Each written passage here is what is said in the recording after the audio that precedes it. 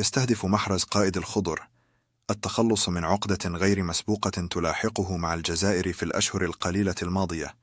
وتواجد رياض على رأس قائمة اللاعبين الذين اختارهم المدرب السويسري فلاديمير بيتكوفيتش للمشاركة في المعسكر التحضيري لمنتخب الجزائر قبل مواجهتي غينيا الاستوائية وليبيريا في التصفيات المؤهلة لنهائيات كأس أفريقيا القادمة.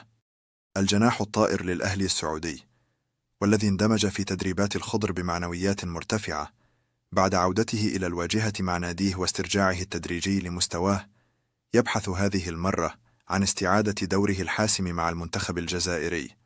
وتشير الأرقام لعجز رياض عن التسجيل أو تقديم تمريرة حاسمة خلال المباريات العشر الأخيرة للجزائر، وهو أمر غير مسبوق بالنسبة له منذ بداية مشواره الدولي مع محاربي الصحراء. ويأمل اللاعب السابق لمانشستر سيتي أن تكون موقعة مالبو بين غينيا الاستوائية والجزائر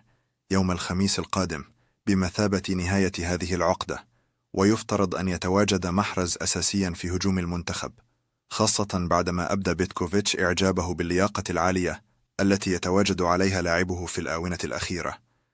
ويعتبر رياض أفضل ممرر حاسم في تاريخ المنتخب الجزائري بصناعته 33 هدفا،